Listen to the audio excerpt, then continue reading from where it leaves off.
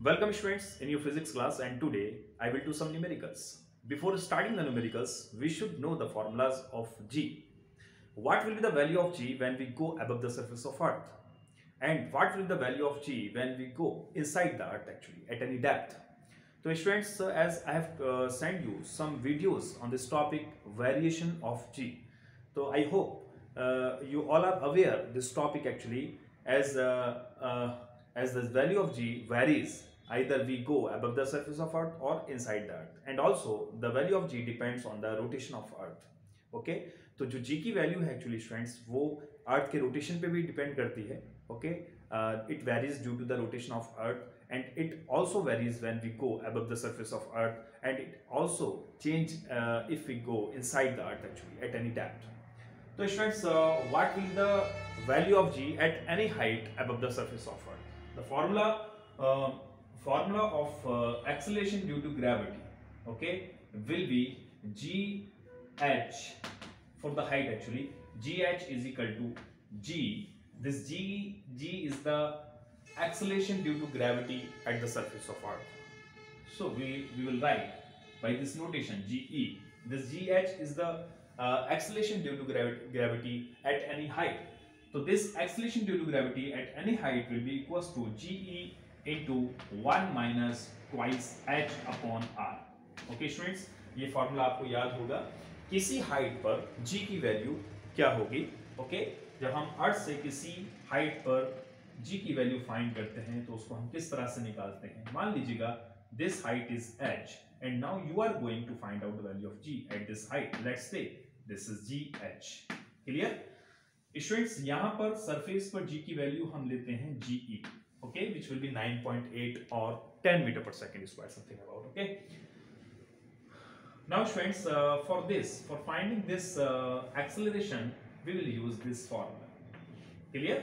Ge into 1 minus twice h upon r. ये formula आपको याद होना चाहिए. इसी तरह से स्टूडेंट्स जब हम बात करते हैं डेप्थ के केस में, जब हम अर्थ के सरफेस से अर्थ के सेंटर की तरफ मूव करते हैं, ठीक है, जब हम अर्थ के सरफेस से मान लीजिएगा स्टूडेंट्स एक ऑब्जर्वर जो है वो सेंटर की तरफ G की वैल्यू को, G के वेरिएशन को चेक करता है कि जब वो सेंटर की तरफ मूव करता है तो किसी डेप्थ में जाकर के, मान लीजिएगा ये डेप्थ आप ले लीजिएगा D, ये डेप्थ है D सरफेस से यहां तक का जो डेप्थ है वो D ले लीजिएगा इस पॉइंट तक का, ठीक है. तो यहां पर हम ये देखते हैं कि G का वैल्यू क्या है, इसको हम लेते हैं GD. इस पॉइंट पर, ये तो सेंटर हो गया, क्लियर. तो इस पॉइंट पर G का वैल्यू हमने GD लिया, सरफेस पर G एज इट इज रहेगा. तो what will be the expression for this G acceleration due to gravity at any depth? It will be GD is equal to G, okay, and also you will write E in suffix GE into 1 minus d upon r. What is r? R is the radius of Earth and d is the depth. D is the depth at which you are writing the acceleration due to gravity. So this GD is the acceleration due to gravity at this depth d. तो किसी depth पर हम G की value इस फॉर्मूले से, इस expression से निकालते हैं. क्लियर? तो ये दोनों एक्सप्रेशन, दोनों फॉर्मूलाज आपको याद होना चाहिए. Gh will be equals to Ge into 1 minus twice h upon r. यहाँ पर h हाइट है और d डेप्थ है. स्टूडेंट्स इन दोनों ही एक्सप्रेशन से आप क्या फाइंड करते हैं? दोनों ही एक्सप्रेशन से आपको ये मालूम होता है कि जो एक्सेलरेशन ड्यू टू ग्रेविटी है वो डिक्रीज होता है. Either you go above the surface of earth or you go inside the earth. Okay, दोनों ही केसेस में G की वैल्यू डिक्रीज होती है, ठीक है. सेंटर पर G का वैल्यू 0 हो जाता है. क्यों 0 हो जाता है? क्योंकि इस एक्सप्रेशन को जब आप देखते हैं, जो ऊपर वाला मैंने एक्सप्रेशन लिखा है डेप्थ के केस में जो लिखा है, इसको जरा अगर आप देखें तो यहां पर सेंटर की जब आप बात करते हैं तो सेंटर के मतलब ये हो गया कि जो D है वो R के इक्वल हो जाएगा. यानी कि एक ऑब्जर्वर है जो सरफेस से स्टार्ट करता है मूव करना और वो D पर पहुंचता है, उसके बाद D से फिर वो सीधा सेंटर पे जाता है. तो जब ऑब्जर्वर सरफेस से सेंटर पर पहुंचता है तब उस केस में जो D है वो D किसके इक्वल हो जाएगा? D will equals to R, will be equals to R actually. Clear? Now when this D becomes R, then you will put D as R, then finally what you will get? 1 minus R upon R. This will cancel out.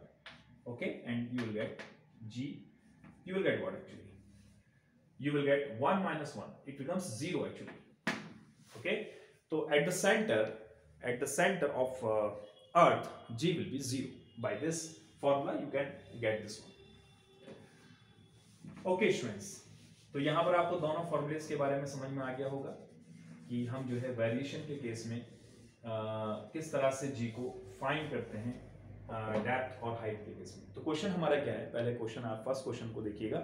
Eight what height above the earth surface value of g is the same as in a mine 100 kilometre deep.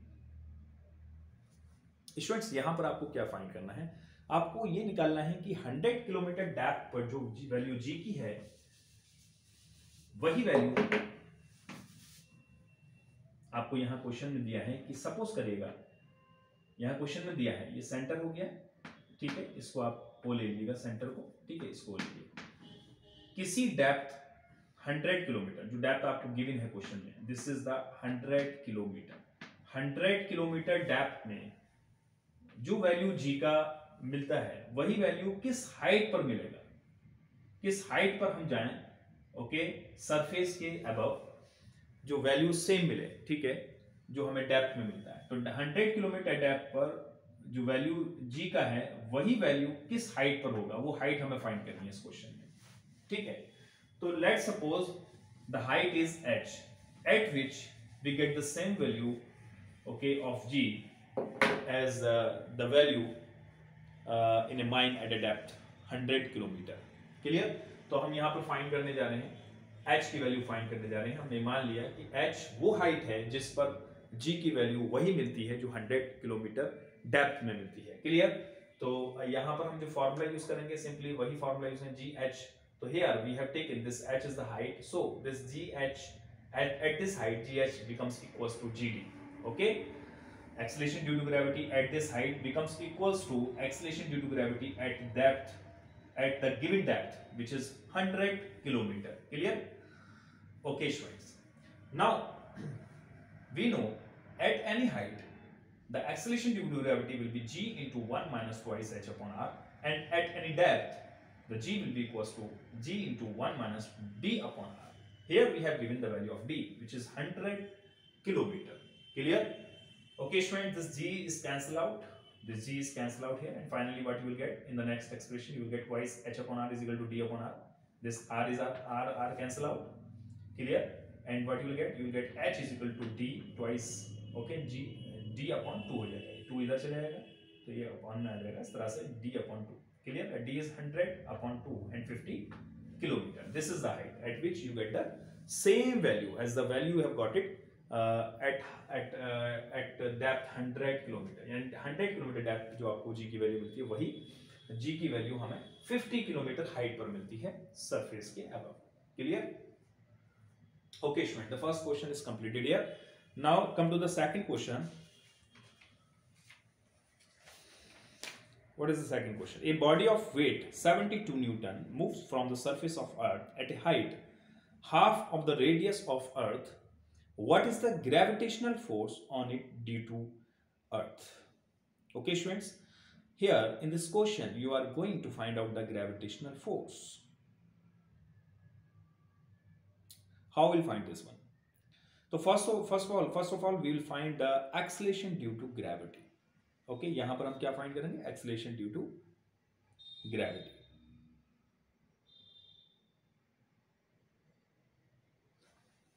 तो height आपको given है, यहां पर किस height पर acceleration due to gravity आपको निकालना है, r अपॉन 2 पर, half of the radius of the earth, ठीक है। तो इस हाइट पर acceleration due to gravity find कर लेंगे तो हम ग्रेविटेशन फोर्स फाइंड कर सकते हैं, क्योंकि हमें ग्रेविटेशन फोर्स का फॉर्मूला मालूम है, Fg is equal to mg prime, ये भी होता है, और g mm over r square से भी हम निकालते हैं, ठीक है। तो this is also the formula of gravitational force actually, mg prime, okay. g prime is what? g prime is the acceleration due to gravity at this height r upon 2। तो इस हाइट पर g prime आपको पहले निकालना होगा, मास आपको given है question में, ठीक है। Actually you have given the weight of the body, you have given 72 Newton, this 72 Newton is the weight of the body, okay. चलिए आगे सॉल्व करते हैं। तो students how we'll find the acceleration due to gravity at the given height. So there is another formula actually. This is a main formula to calculate the acceleration due to gravity. G is equal to gm over r plus h whole square. इस फॉर्मूले का हम यहाँ पर use करेंगे because students यहाँ पर आपको एक बात समझनी है कि ये फॉर्मूला हम किस केस में यूज करते हैं. G is equal to gm over r plus h whole square. Actually देखिए G का एक फॉर्मूला आपको मालूम होगा. G is equal to होता है gm over r square. ठीक है, ये एक फॉर्मूला G का होता है. अब r क्या है? r is the radius of earth. ठीक है, तो अर्थ का रेडियस r है, तो इस सरफेस पर g का value gm over r square होगा. और किसी हाइट पर अगर हमें निकालना होगा, सपोज करिए इस हाइट पर निकालना है, तो इसमें h को ऐड कर देंगे तो ये हो जाएगा r plus h whole square. Formula ये बनेगा. तो किसी हाइट पर निकालने के लिए हम इस फॉर्मूले का यूज करते हैं. लेकिन स्टूडेंट्स इस फॉर्मूले का हम यूज तब करते हैं जब h की वैल्यू बहुत ज्यादा कम नहीं होती है इन कंपैरिजन टू r. तो यहाँ पर हम ये देख रहे हैं कि जो h आपको गिवन है वो r/2 है, यानी कि just half of the radius of earth. तो इस केस में हम इस फॉर्मूले का यूज करते हैं. लेकिन जब h की वैल्यू r के कंपैरिजन में बहुत कम होती है, much much smaller than the value of r, जब h की वैल्यू r के कंपैरिजन में बहुत ज्यादा कम होती है, तब उस केस में जो हम फॉर्मूला यूज करते हैं वो g prime is equal to g into 1 minus twice h upon r. तो ये याद रखिएगा, ये जो फॉर्मूलेज मैंने बताए थे आपको, formulas in case of the height and depth, actually these formulas are applicable only for the small height, actually small depth, very small height, very small depth actually. ठीक है, उस केस में हम ये फॉर्मूलाज यूज करते हैं. Otherwise जो main formula है g का वो फाइंड करने के लिए, वो फॉर्मूला ये होगा g is equal to gm over r plus h whole square. ठीक है, तो यहाँ पर हमने वही फॉर्मूला यूज किया है because h is just half of the radius of earth. Okay, now putting the value of h is r/2 gm over r plus r/2 whole square. Taking this r is common, so in bracket what you will get when you take this r common, then here you will get 1 and it is also 1 actually, because r is taken out common. So and here this is the whole square, so you will take this r square actually in bracket 1 plus r1/2, okay, whole square. Now student, next step, gm over r square into 1 upon this becomes, taking this LCM, okay, when you take this LCM actually in these two terms, then you will get 1 plus, it is 1 plus 1/2, so the LCM is what, 2, okay, 2 का multiply इसमें करेंगे, twice 2 1s are 2, okay, and plus यहाँ हो जाएगा 3/2. तो इस तरह से हम ये यहाँ से इसको सॉल्व करने के बाद 3/2 होल स्क्वायर मिलेगा. ठीक है, जब इसको ऊपर लेके जाएंगे तो क्या हो जाएगा, 2/3 होल स्क्वायर हो जाएगा. ठीक है, okay students, now because it is whole square, so it becomes 4/9. Clear? And students, what is the gravitational force? Gravitational force is mg prime. G prime की वैल्यू आप पुट कर दीजिए. G prime is g 4/9. यही है ना G prime की value जो आपने निकाली. G prime की वैल्यू आप ये निकाल चुके हैं. Putting this value, then what you get, mg into 4/9. And what is this mg? Mg is the weight which you have given in the question, 72 Newton. Okay, ये weight आपको given है, actual weight of the body 72 Newton into 4/9. 9 से 72 कितने time जाएगा, 8 time जाएगा. ठीक है, तो 8 इंटू 4 हो जाएगा. 8 into 4 is 32 Newton. This is the gravitational force. Okay students, समझ में आ गया होगा. इस तरह से हम ग्रेविटेशनल फोर्स को कैलकुलेट कर लेते हैं.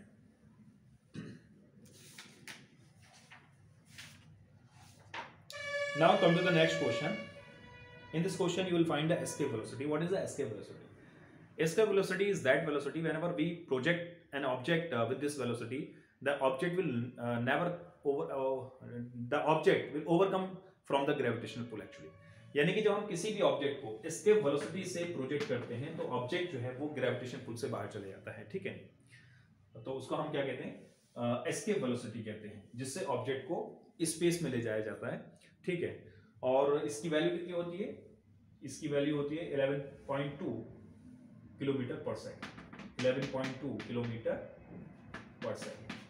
यानी किसी भी ऑब्जेक्ट को अगर हम 11.2 किलोमीटर पर सेकंड की स्पीड से प्रोजेक्ट करते हैं तो ऑब्जेक्ट ग्रेविटेशनल पुल के बाहर निकल जाता है. यानी ग्रेविटेशनल जो रेंज है, ग्रेविटेशनल फोर्स की जो रेंज है, उससे बाहर चला जाता है. This is the escape velocity.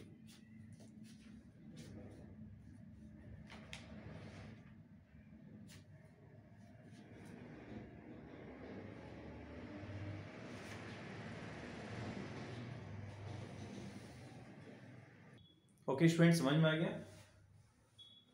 This 11.2 kilometer per second is the escape velocity. If we project an object with this velocity, then object will overcome from the gravitational pull.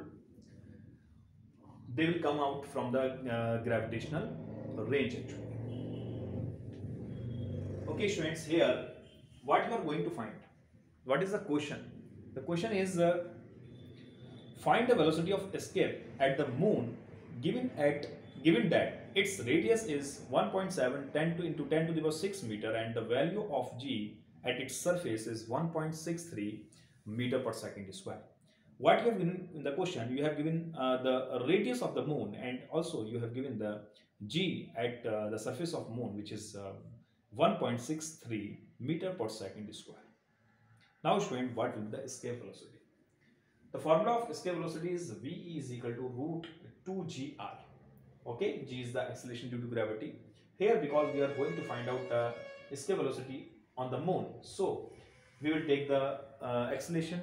Okay, for the moon, acceleration due to gravity for the moon is 1.63 meter per second square, and r is 1.7 10 over 6 meter. Okay, putting these values, and you will get finally 2.354 10 over 3 meter per second. In kilometer, it becomes 2.354 kilometre per second. This is the escape velocity of the moon. देखिए moon पर escape velocity कितना होगा? 2.354. This is on moon. Clear? और अर्थ के case में, अर्थ के लिए मैंने बताया था, अर्थ के लिए जो होगा, अर्थ पर, on earth the escape velocity will be is equal to 11.2 kilometre per second. ये याद रखिएगा. तो मून की वैल्यू कितनी होती है? 2.354. यानी मून पर किसी भी ऑब्जेक्ट को आप जब इस वेलोसिटी से प्रोजेक्ट करते हैं तो वो मून की ग्रेविटी से बाहर निकल जाता है. और अर्थ पर किसी भी ऑब्जेक्ट को ग्रेविटी से बाहर ले जाने के लिए हमें किस वेलोसिटी से, किस स्पीड से उसको प्रोजेक्ट करना होगा? 11.2 किलोमीटर पर सेकंड से प्रोजेक्ट करना होगा. Okay student, thank you so much.